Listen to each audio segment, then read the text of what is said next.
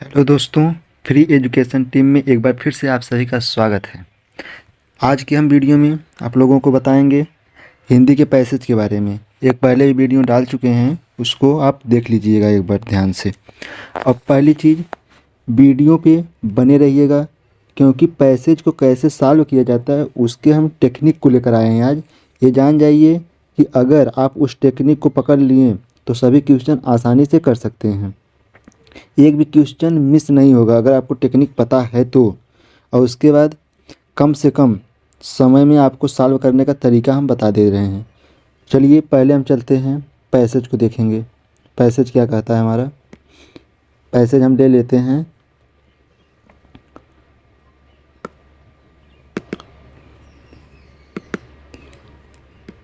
चलिए वीडियो को पूरा देखिएगा साथियों, तभी आप लोगों को पैसेज के बारे में समझ में आएगा अच्छे से।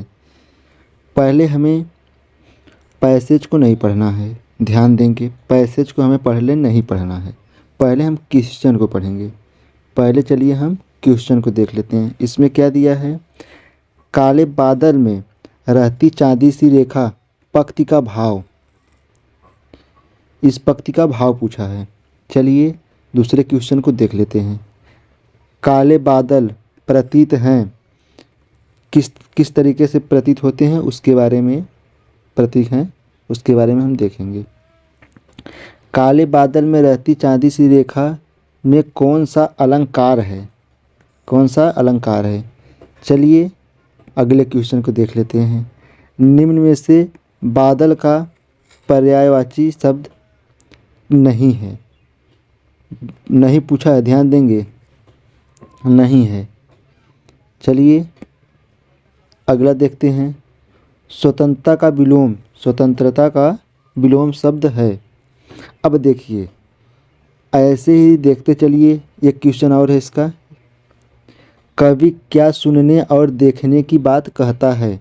अब देखिए पहली चीज़, जो स्वतंत्रता का विलोम है इसको आप पैसेज से नहीं पाएंगे, ये तो आपके माइंड में होना चाहिए। स्वतंत्रता का होता है पराधीनता। देखिए इसका आंसर सीधा मिल गया बिना पैसेज का। उसके बाद इसके पहले क्वेश्चन, इसके पहले कौन सा था, बादल का पर्यायवाची नहीं है। जलद है बादल का पर्यायवाची, और पयोधर भी है, और घन भी है बादल का। जो नहीं है वह है जलज। जलज जो होता है यह नहीं है, तो ये जो नहीं है उसी को हमें टिक करना है। जो नहीं है उसी को टिक करना है हमें, तो इसका मतलब इसका डी ऑप्शन सही हो जाएगा। चलिए यहाँ पे भी देखिए, ये भी इसका भी आंसर मिल गया। अब चलते हैं हम अपने पैसेज की ओर। देखिए हमें अब ज़्यादा क्वेश्चन नहीं बचा, 2 क्वेश्चन ऐसे ही मिल गए हैं। अब देखिए यहाँ पे क्वेश्चन क्या कहता है। क्वेश्चन जो भी कहता है अब देखेंगे हम। सुनता हूँ मैंने भी देखा काले बादल में रहती चांदी की रेखा। काले बादल जाति द्वेष के, काले बादल किसके किस तरीके से प्रतीत होते हैं क्वेश्चन में दिया था, तो जाति द्वेष की बात कर दिया यहाँ पे। काले बादल विश्व क्लेश के, काले बादल उठते पथ पर नव स्वतंत्र के प्रवेश के। सुनता आया हूँ है देखा काले बादल में हंसती चांदी की रेखा। अब चलिए क्वेश्चन को देखते हैं। यह क्वेश्चन क्या कहता है, काले बादल में रहती चांदी की रेखा पंक्ति का भाव क्या है। अब देखिए, विपत्ति के बीच आशा की किरण दिखाई देती है, बादलों के टकराने से बिजली, इसका कोई मतलब यहाँ पे नहीं था, ये गलत हो जाएगा। उसके बाद अंधेरे के बाद प्रकाश आता है। देखिए अंधेरे के बाद प्रकाश आता है, इस जो ये पैरा दिया है इसमें, इसका यही अर्थ है, सीधा सीधा इसका यही अर्थ है, इस कविता में सीधा सीधा यही अर्थ है। क्या अर्थ कहता है, देखिए अंधेरे के बाद प्रकाश आता है, यही इसी की बात किया गया है। अगले क्वेश्चन को देख लेते हैं। देखिए जो बताए थे काले बादल प्रतीक होते हैं, उसमें देखिए दिया था पहले, जो हम अंडरलाइन कर दिए यहाँ पे, जाति द्वेष के, तो जातिगत वाला जो है वही ऑप्शन सही है, जातिगत बैमन, इसका ये सही हो गया। देखिए कितनी आसानी से करना है, इसको आप पकड़िए, पहले क्वेश्चन देखिए, उसके बाद जब पढ़ेंगे तो आपको आंसर दिमाग में आ जाएगा। ये क्वेश्चन हम देख चुके हैं, उसको आप कम से कम अंडरलाइन कर देंगे। उसके बाद देखिए, काले बादल में रहती चांदी की रेखा, काले बादल में रहती चांदी की रेखा का जो कौन सा अलंकार है पूछा गया है। रूपक अलंकार नहीं है, उत्प्रेक्षा अलंकार नहीं है। अलंकार आप लोग एक बार देख लीजिएगा। उपमा, किसी उपमा की बात नहीं किया गया है, तो उपमा अलंकार भी नहीं है यहाँ पे। यहाँ पे श्लेष अलंकार की बात किया है। श्लेष अलंकार, श्लेष अलंकार की बात किस लिए किया गया है, इसके बारे में भी हम चर्चा किए हैं। क्योंकि जानते हैं, काले बादल में रहती चांदी की रेखा से श्लेष अलंकार निहित है। यहाँ पर श्लेष का अर्थ है चिपका हुआ। यहाँ पे जो होता है श्लेष का अर्थ होता है चिपका हुआ, चिपका हुआ। और उसके बाद जानते हैं साथियों, इस अलंकार में प्रयुक्त शब्द विशेष में कई अर्थ चिपके रहते हैं, और दूसरे शब्दों में जहाँ एक शब्द के प्रकरण में अपेक्षित अनेक अर्थ हों वहाँ श्लेष अलंकार होता है। तो यहाँ पे यही मैटर किया है, इसलिए यहाँ पे श्लेष अलंकार है। चलिए अगले क्वेश्चन को देख लेते हैं। यहाँ पे ये देखिए हो गया था पहले ही, अब इसका टाइम बच गया है। ये भी हो गया था पहले ही, इसका भी टाइम हमें बच गया। अब देखिए इसमें क्या कह रहा है, कवि क्या सुनने और देखने की बात कर रहा है। अब बताइए इसमें कवि क्या देखने और सुनने की बात कह रहा है। इसमें आशा की किरण की बात किया है, बिजली को नहीं, निराशा की नहीं, बादलों को नहीं, आशा की किरण को देखने और सुनने की बात किया है। क्योंकि पैरा में भी यही बात किया है। अगर आप उसको देखेंगे, उसका अर्थ निकालेंगे तो आशा की किरण की बात ही किया है। यहाँ पे देखेंगे, जब इसका अर्थ निकालेंगे तो आशा की किरण की बात किया है कि कभी ना कभी तो उजाला होगा, प्रकाश होगा, तो आशा की किरण की बात है। चलिए अगले हम गद्यांश को देखते हैं। पहले ये देखिए, इसको हम देख लेते हैं। इसमें देखिए 9 क्वेश्चन इसमें हैं। पहले हम पैसेज को नहीं देखेंगे, पहले हम प्रश्न को देखेंगे। प्रश्न क्या कहता है, सामाजिक कार्य तथा शोध संस्थान का उद्देश्य था। सामाजिक कार्य तथा शोध संस्थान का उद्देश्य था। चलिए अगले क्वेश्चन को, लेखक का मानना था, लेखक का मानना था। चलिए अगले क्वेश्चन की ओर, संस्थान के निर्माण और संचालन में आधारभूत भूमिका इनमें से किसकी है। चलिए देखते हैं अगले क्वेश्चन के, आत्मा उपसर्ग किस शब्द में नहीं है। आत्म जो उपसर्ग है वो किस शब्द में नहीं है। लेखक के अनुसार तिलोनिया गांव में हमारे देश के आजकल के इतिहास का विस्मयकारी पन्ना लिखा जा रहा है, इसका कारण है। चलिए अगले क्वेश्चन की ओर, शताब्दी यहाँ पे समास का उदाहरण है, शताब्दी समास का उदाहरण है। गांधी जी को मान्यता नहीं देते हैं, ये सब पैसे से मिलेगा। अब यहाँ पे देखिए, निम्नलिखित में से संज्ञा का उदाहरण नहीं है, संज्ञा का उदाहरण नहीं है। तो ये सब तो ऐसे ही आपको करना है, क्योंकि ग्रामर पोर्शन है तो इसको आप कर लेंगे। स्वावलंब जो होता है ये संज्ञा होता है, अनुशासन जो होता है ये भी संज्ञा होता है, आत्मनिर्भरता जो होती है ये भी संज्ञा होता है। अनुशासित जो होता है ये संज्ञा का उदाहरण नहीं है, अनुशासित जो है ये संज्ञा का उदाहरण नहीं है। मतलब जो नहीं है उसी को हमें सही करना था, ये सब कट कर देंगे। तो सबसे इसका ऑप्शन सी सही है। चलिए अगले क्वेश्चन को भी देख लेते हैं। उपयोगी का विलोम शब्द, उपयोगी का विलोम क्या हो जाएगा, अनुपयोगी, उपयोगिता, अनुपयोगी।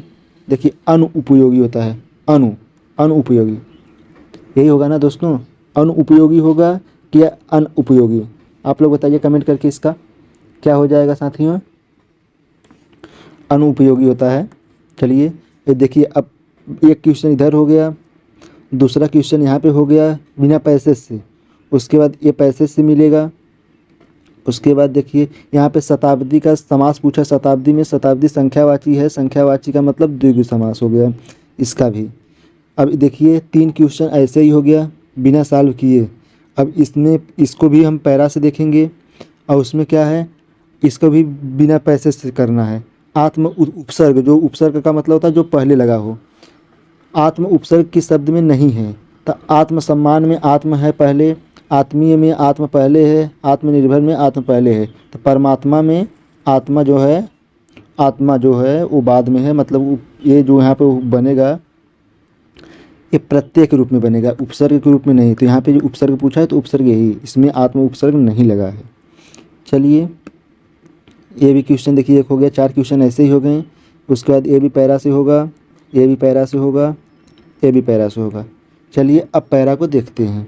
पैरा क्या कहता है, मुझे मालूम नहीं था कि भारत में तिलोनिया नाम की भी कोई जगह है जहां हमारे देश के समसामयिक इतिहास का एक विश्वकारी पन्ना लिखा जा रहा है। उस वक्त तिलोनिया के बारे में मुझे इतनी ही जानकारी थी कि वहाँ एक स्वावलंबी विकास केंद्र चल रहा है जिसे स्थानीय ग्रामवासी स्त्री पुरुष मिलजुल कर चला रहे हैं। मुझे वहाँ जाने का अवसर मिला। बस्ती क्या थी, कुछ पुराने और कुछ नए छोटे छोटे घरों का झुरमुट थी। आगे देखेंगे, वहाँ एक सज्जन ने बताया कि एक सुशिक्षित तथा उसके 2 साथियों टाइपिस्ट तथा फोटोग्राफर ने मिलकर 1972 में इस संस्थान का स्थापना किया। ध्यान देंगे, सभी पॉइंट को ध्यान देते चलेंगे। संस्थान का नाम था सामाजिक कार्य तथा शोध संस्थान, SWRC। मेरे मन में संशय उठने लगे थे। आज के ज़माने में वैज्ञानिक उपकरणों और जानकारी के बल पर ही तरक्की की जा सकती है। ये क्वेश्चन में देखिए पूछा गया है, ये क्वेश्चन में पूछा गया है, उससे कटकर और अवहेलना करते हुए नहीं की जा सकती। एक पिछड़े हुए गांव के लोग अपनी समस्या स्वयं सुलझा लेंगे, यह मुमकिन था, वह सज्जन कहे जा रहे थे। ध्यान देंगे साथियों, अब सभी पॉइंट को हम पकड़ते चलेंगे। वह सज्जन कहे जा रहे थे, हमारे गांव आज नहीं बसे, इन गांवों में शताब्दी, देखिए यहाँ पे शताब्दी से जो क्वेश्चन पूछा था कौन सा समास है, शताब्दियों से हमारे पूर्वज आ रहे हैं। पहले ज़माने में भी हमारे लोग अपनी सूझ और पहल कदमी के बल पर ही अपनी दिक्कतें सुलझाते रहे होंगे। ज़रूरत इस बात की है कि हम शताब्दियों की इस परंपरागत जानकारी को नष्ट न होने दें, उसका उपयोग करें। अब देखिए साथियों, उसका उपयोग करें। अब इसके बाद क्या कह रहा है, उसका उपयोग करें। फिर मुझे समझाते हुए बोले, हम बाहर की जानकारी से भी पूरा लाभ उठाते हैं, पर मूलतः स्वावलंबी बनना चाहते हैं। स्वावलंबी, आत्मनिर्भर। मुझे बार बार गांधी जी के कथन याद आ रहे थे। मैंने गांधी जी का जिक्र किया तो वह बड़े उत्साह से बोले, आपने ठीक ही कहा है, यह संस्थान गांधी जी के मान्यताओं के अनुरूप ही चलता है। सादापन, कर्मठता, अनुशासन, सहभागिता। ध्यान देंगे, ये जो है गांधी जी के जो एक क्वेश्चन पूछा गया है, जो बताया था हमें पैसे से मिलेगा, इसको अंडरलाइन कर लेते हैं, इसको मिलेगा ज़रूर। यहाँ सभी निर्णय मिल बैठकर किए जाते हैं। आत्मनिर्भरता से मतलब है कि ग्रामवासियों में छिपी क्षमताओं को काम में लाया जाए और गांधी जी के अनुसार ग्रामवासियों अपनी अधिकांश बुनियादी ज़रूरतों की वस्तुओं का उत्पादन स्वयं करें। अब देखेंगे क्वेश्चन की ओर।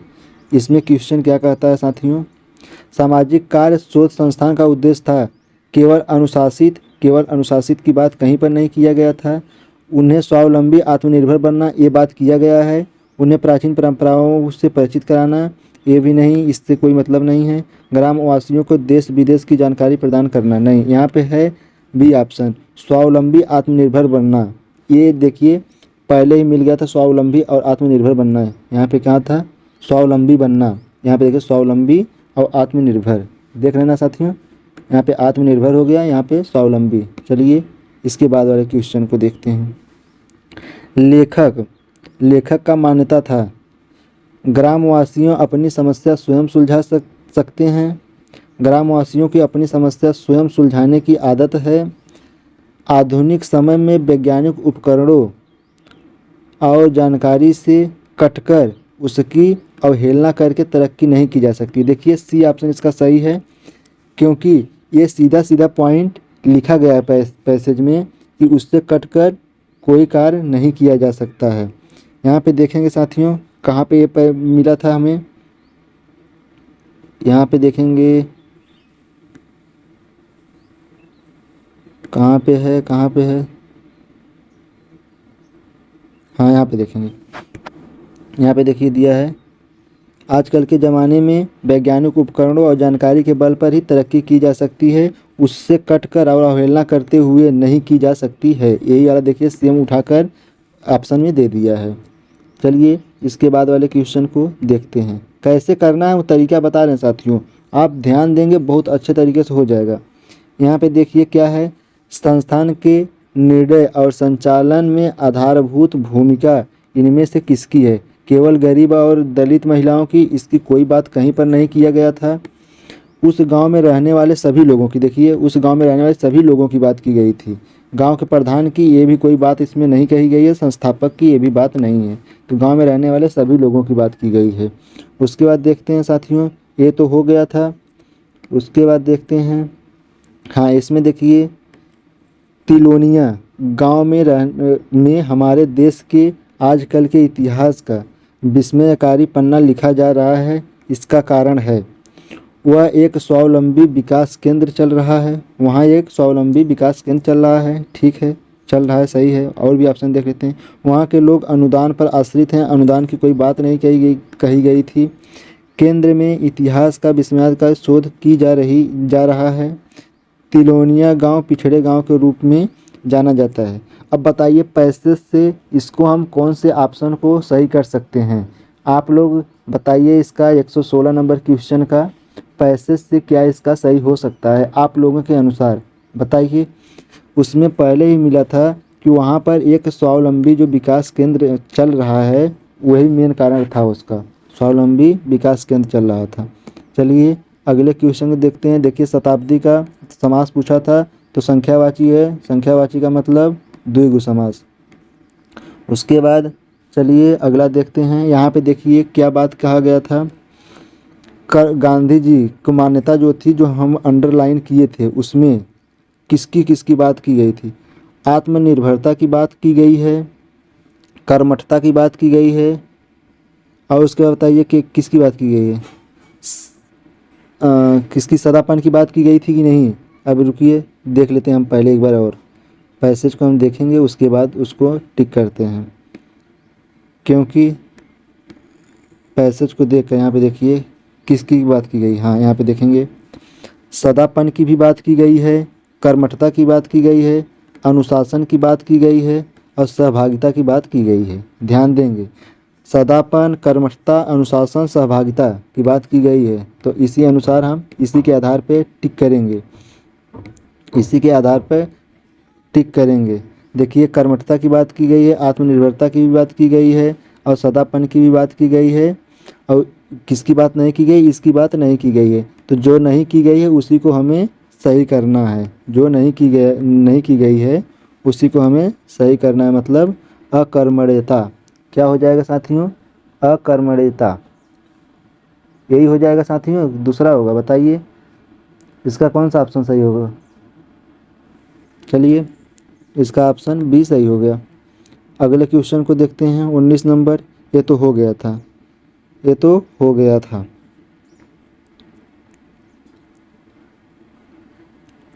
चलिए अगले क्वेश्चन को देखते हैं।